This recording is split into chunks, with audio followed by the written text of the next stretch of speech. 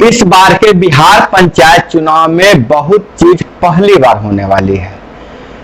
पहली बार प्रखंड स्तर पर वज्रगृह बनाया जा रहा है। पहली बार प्रखंडों में मतगणना होने के चांसेस है और साथ ही अधिसूचना जारी होने के बाद जो प्रक्रिया अपनाई जाती है पंचायत चुनाव में, चाहे किसी भी चुनाव में, उन सारी प्रक्रियाओं को अपनाया जाएगा। इसमें कोई कंफ्यूजन नहीं रखिएगा।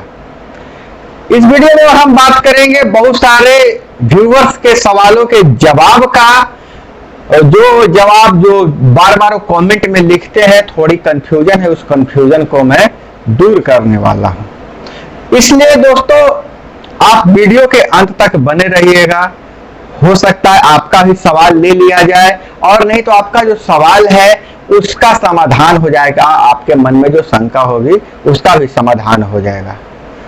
तो दोस्तों हम वीडियो को शुरू करते हैं। शुरू करने से पहले आपसे गुजारिश है कि वीडियो के शुरुआत में ही अगर आप चाहते हैं तो कर दे सकते हैं और अगर चैनल पे नए हैं तो सब्सक्राइब कर लीजिए। तो वीडियो को हम शुरू करने से पहले आप सबों से यही गुजारिश करते हैं कि वीडियो के अंत तक बने रहिएगा।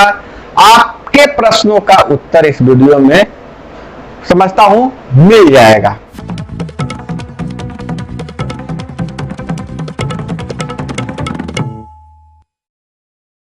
नमस्कार, मैं हूं अभय कुमार। आप दोस्तों इस बार के पंचायत चुनाव में पहली बार वज्रगृह जो है, जो ईवीएम और मतपेटी रखने का जो वज्रगृह बनाया जाता है, जो वह प्रखंड लेवल पर बनाया जाएगा। अब मतपेटी और ईवीएम को अनुमंडल कार्यालय तक ढोने की जरूरत नहीं पड़ेगी। पहली बार ऐसा होगा कि ईवीएम और मतपेटी दोनों से चुनाव होगा, माने मतपत्र से चुनाव होगा, वोटर जो बैलेट पेपर से चुनाव होगा।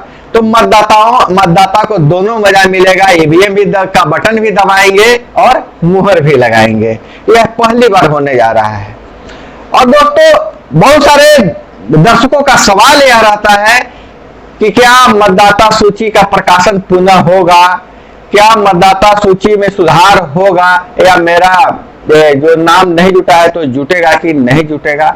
तो दोस्तों मैं आपको बता दूं कि जब अधिसूचना जो पहले जारी हुई थी उसके बाद मतदाता सूची का प्रकाशन हो गया था, लेकिन उस अधिसूचना को रद्द कर दिया गया। अब नई अधिसूचना जारी होगी।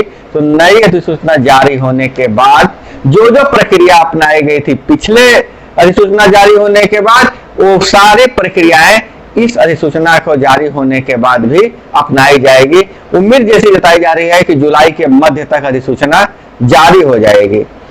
चुनाव कार्य में तेजी लाया गया है जिला लेवल पे, लेकिन आपको पता ही है कि बिहार में बहुत सारे बीडीओ, प्रखंड विकास पदाधिकारी का तबादला, सीओ सब का तबादला हुआ है, बहुत सारे कर्मचारियों का तबादला हुआ है। तो अभी जो काम प्रखंडों में जो चल रहा है, जो जमीन लेवल पर आपको नजर आ रहा होगा, उसमें प्रभार लेने और देने का चल रहा है। जैसे ही 7 दिन में प्रक्रिया खत्म हो जाएगी प्रभार लेने देने की, तो चुनाव कार्य में आपको बहुत तेजी नजर आने लगेगा। और दोस्तों लोगों का यह सवाल बहुत है कि चुनाव कब तक होगा, और बहुत सारे लोग कोई चिट्ठी दिखा रहे हैं कि यहाँ प्रथम चरण द्वितीय चरण में ऐसे हमारे प्रखंड वाइज बंटवारा हो चुका है। दोस्तों मैं बता दूं कि चुनाव कब होगा या अधिसूचना जारी होने के बाद ही डेट पता चलेगा। संभावित तिथि कोई नहीं है और मैं कोई इस तरह का जानकारी मैं नहीं देना चाहता हूं जो सिर्फ संभावना पर व्यक्त किया जाए। और जो आप लोग के स्थानीय अखबारों में आपके यहाँ एक शेड्यूल आ गया होगा, चाहे आपके यहाँ कोई लेटर आपके हाथ में लग गई होगी, जो आपके जिला में प्रथम चरण द्वितीय चरण में चुनाव किस प्रखंड में कब होगा, किस वो लिखा हुआ होगा। तो उस सूची को अंतिम सूची नहीं है, यह बात सही है। वह सूची जो है, जो कार्यक्रम जो जिला पदाधिकारी जो निर्वाचन आयोग को जो कार्यक्रम तय करके दिए हैं, वो वही लेटर वायरल है और उसी को अखबारों में भी छापा जा रहा है। दोस्तों तो चुनाव के लेकर एकदम निश्चिंत हो जाइए कि चुनाव की में जैसे ही कोई नई जानकारी आएगी राज्य निर्वाचन आयोग की तरफ से, तो आपको ठोक तंत्र पर जरूर मिल जाएगा। बशर्ते आप ठोक तंत्र के रेगुलर आप इसको चेक करते रहिए, देखते रहिए, सब्सक्राइब कर लीजिए ताकि आप वीडियो जब भी मैं डालूं तो सबसे पहले नोटिफिकेशन आपके पास चला जाए। तो दोस्तों, ये तमाम थी पंचायत चुनाव से को लेकर जानकारी। और जो स्थानीय स्तर पर जो शेड्यूल हुआ है, लोग पूछते हैं कि मेरे पंचायत में कब होगा, मेरे प्रखंड में कब होगा चुनाव।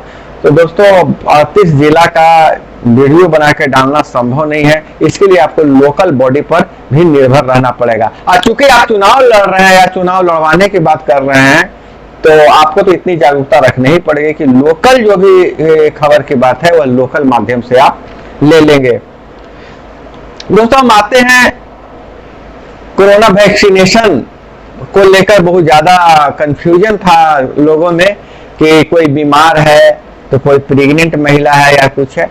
देखिए, वैक्सीनेशन के लिए अगर आपको मना करेगा, ये तो जाहिर सी बात है कि वैक्सीनेशन ज्यादातर सरकारी अस्पतालों में ही हो रही है, सरकारी स्तर पे हो रही है। वहां प्रॉब्लम बताने के बाद अगर कहा जाए कि नहीं वैक्सीन आपको नहीं लेना है, तो सर्टिफिकेट भी देंगे, वो तो प्रिस्क्रिप्शन देंगे कि इनको वैक्सीन नहीं लेना है, तो वही लगाया जाएगा। अब हम कुछ जो दर्शक हैं, मेरे व्यूवर्स हैं, उनका कुछ सवाल है, तो अब लेते हैं। पहले हम ये मोहम्मद मोजिल जी का सवाल है, बार बार रिक्वेस्ट कर रहे थे कि जरूर बताइएगा कि नल जल योजना में वार्ड की भूमिका है कि नहीं है। बिल्कुल है सर, वार्ड की भूमिका तो बिल्कुल है नल जल योजना में, क्योंकि वार्ड ग्राम समिति को ही पूरा करना है, तो बिल्कुल है, वार्ड की भूमिका है, आप निश्चिंत रहिए। सुरेश कुमार जी का एक सवाल था, जब वो मैं 2 बच्चे वाला वीडियो में बनाया था कि कानून लागू होने के पश्चात बच्चा होगा, और तभी मतलब इनका कहने का मतलब है कि जो मसौदा तैयार हो रहा है, कानून लागू हो जाएगा, उसके बाद अगर 2 से अधिक बच्चे होंगे उन्हीं पर यह कानून लागू होगा। तो सुरेश कुमार जी, मैं भी यही समझता था, लेकिन जो चूंकि यह पायलट प्रोजेक्ट है और इसको मतलब पंचायती प्रतिनिधियों पर लागू करने की बात की जा रही है, तो ऐसी कोई बात नहीं है। जब से लागू हो जाएगा कानून, तो सभी पर लागू होगा। कानून लागू होने के बाद बच्चे पैदा हुए हो, कानून लागू होने के पहले आप थोड़ा सा इसको देख लीजिएगा, मैंने भी पूरा चेक कर लिया है। विकास जी हमारे व्यूअर हैं, विकास जी का सवाल है कि इपिक नंबर है लेकिन वोटर लिस्ट में नाम नहीं है। इनके कहने का मतलब कि मेरे पास मतदाता पहचान पत्र है लेकिन वोटर लिस्ट में नाम नहीं है, तो क्या मैं चुनाव लड़ सकता हूं? चुनाव लड़ने के लिए सबसे पहला जो शर्त है, आपको वोटर लिस्ट में नाम होना चाहिए, तो आप चुनाव नहीं लड़ पाइएगा। हालांकि अधिसूचना जारी होने के बाद एक तिथि नाम जोड़ने की निकलेगी, आप उस समय जोड़वा लीजिएगा, और मैं इस वीडियो बनाकर बता दूंगा कि कब से नाम जुटेगा। संदीप कुमार जी पूछते हैं कि वोटर लिस्ट का प्रकाशन होगा कि नहीं होगा। जी संदीप कुमार जी, नई अधिसूचना जब जारी होगी, नई अधिसूचना जब लागू होगी, तो वोटर लिस्ट का प्रकाशन पुनः जरूर होगा। वोटर लिस्ट प्रकाशन मेरा चुनाव हो ही नहीं सकता है। प्रद्युमन कुमार जी पूछते हैं कि पंचायत के सभी पदों के बारे में वीडियो बनाइए, सैलरी, उसके पावर और फंड के बारे में।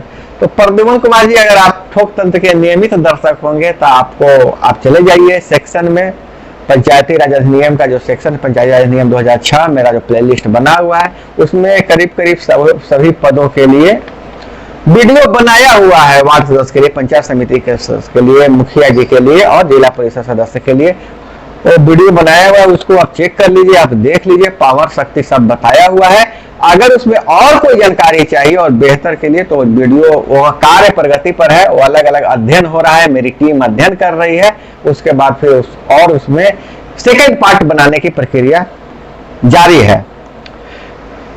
मोहम्मद साकिम पूछ रहे हैं, ये साकिम नाम है या साकिन नाम है, आप थोड़ा सा मैं क्षमा चाहूंगा, कि प्रेग्नेंट महिला को कोरोना टीका नहीं लगेगा तो चुनाव, क्या उसको भी प्रमाण पत्र देना होगा? शाकिन जी, अगर महिला प्रेग्नेंट है और अगर डॉक्टर समझते हैं कि अगर ये मेडिकल का काम है, हम नहीं बता सकते कि प्रेग्नेंट को लगेगा कि नहीं लगेगा, ये डॉक्टर्स बताएंगे। डॉक्टर्स अगर एक ऐसा मतलब सलाह देते हैं कि प्रेग्नेंट महिला को कोरोना का टीका नहीं लगेगा तो लिखित रूप में भी देंगे कि प्रेग्नेंट इसलिए कोरोना का टीका नहीं लगेगा, तो वही प्रमाण पत्र आपका होगा, शपथ पत्र में उसी चीज को लगा दीजिएगा। मोहम्मद खुशबर कटिहार से हैं, इनका सवाल बहुत इंटरेस्टिंग है। ये पूछ रहे हैं कि एक वार्ड है और उस वार्ड से एक व्यक्ति क्या दो पदों पर चुनाव लड़ सकता है, जैसे वार्ड और पंच के लिए भी चुनाव लड़ सकता है? तो बिल्कुल आपको अधिकार है, आप 2 पदों पर चुनाव लड़ सकते हैं और आपको चुनाव लड़ने से कोई रोक नहीं सकता है। आप एक ही वार्ड में चाहे दूसरे वार्ड में भी चुनाव 2 पदों से लड़ सकते हैं, लेकिन आपको अगर दोनों पद अगर जीत जाते हैं तो एक पद छोड़ना पड़ेगा। अजय कुमार जी पूछते हैं, वोटर कार्ड में पिता का नाम गलत है, वोटर कार्ड में नाम गलत है पिता का, तो क्या मैं चुनाव लड़ सकता हूं? अजय कुमार जी, अगर सुधार करने की तिथि निकलता है तो नाम सुधरवा ही लीजिए। अगर नहीं भी निकलता है सुधार करने की, तो आपके पास जो भी एकेडमिक डॉक्यूमेंट्स हैं जिसमें पिताजी का नाम सही है, या फिर आपको आधार में आसानी से सुधर जाता है, अगर कोई डॉक्यूमेंट नहीं है तो आधार कार्ड, लेकिन आधार कार्ड में सुधरवाने के लिए कोई डॉक्यूमेंट्स आपको देना पड़ेगा। आप उसको नहीं सुधर पाता है नॉमिनेशन तक, तो आप उसको क्या कीजिएगा कि एफिडेविट के माध्यम से आप बता दीजिए कि मेरा पिताजी का नाम यह है लेकिन इसमें गलत छपा हुआ है, तो फिर आपको कोई नहीं रोकेगा, आप चुनाव लड़ सकते हैं। बीरपुर तो दिल्ली से और खान जी से सेंटर से उनका बहुत प्यार है हमारे ऊपर। एक बाबर अली जी हैं, उनका भी सवाल होता है, बहुत ही जागरूक श्रोता है, जागरूक व्यूअर्स है मेरे। ये सारे लोगों को मैं धन्यवाद देना चाहता हूं कि आपने कमेंट किया, आपने मेरा हौसला अफजाई किया। दोस्तों, सवाल तो बहुत सारे थे, लेकिन मुझे लगा कि 4-5 सवाल को ही मैं एक वीडियो में ले पाऊंगा, और जो भी बिहार में पहली बार हो रही है, जो नया अपडेट है, उसकी मैं जानकारी आपको दिया हूं। रही बात भी, मैं बोला था कि सोमवार को मैं बताऊंगा, क्योंकि आज सोमवार है, देर रात मुझे फुर्सत मिली, मैं क्योंकि इसी की जानकारी के लिए थोड़ा लेट हो गया कि वोटर लिस्ट में नाम का प्रकाशन, वोटर लिस्ट में नाम जुटेगा कि नहीं जुटेगा और सुधार हुआ कि नहीं सुधार होगा, तो वही मैं गया था कार्यालय में, तो ही लेन देन का बात चल रहा था, प्रभार लेना और प्रभार देना का कोई नई चिट्ठी आई नहीं थी। लेकिन एक अधिकारी ने मुझे आश्वस्त किया है कि वोटर लिस्ट में नाम पुनः प्रकाशन होगा, नाम जोड़ने की भी तिथि निकलेगी, आपत्ति की भी तिथि निकलेगी, पूरी नाम सुधारने की भी तिथि निकलेगी, अब वोटर लिस्ट के विखंडन भी होगा, विखंडन के बाद आपत्ति का भी आपको मौका मिलेगा। बहुत सारे दर्शक बता रहे थे कि दूसरे वार्ड में नाम चला गया है, कुछ विखंडन करने में गलती हो गई है, तो उसको आप एकदम नोट करके रखिएगा, हो सके तो अभी से ही आप आवेदन तैयार करके रखिएगा। आपत्ति की तिथि निकलेगी, मैं आपको वीडियो बना के बता दूंगा और आप आपत्ति दर्ज करवा सकते हैं, सारी प्रक्रिया उसी तरह से होगी। तो दोस्तों, हम समझते हैं कि कुछ जानकारी, मतलब पूरी जानकारी की दावा नहीं कर सकता हूं, कुछ जानकारी आपको मिल गई होगी, जो आपके मन में क्यूरियोसिटी थी वो शांत हो गई होगी। इसी तरह के वीडियो के लिए हमारे साथ बने रहे। चैनल पे नए हैं तो चैनल को सब्सक्राइब कर लीजिए, वीडियो पसंद आए तो एक लाइक जरूर कीजिए। मिलते हैं अगले वीडियो में। जय हिंद, वंदे मातरम।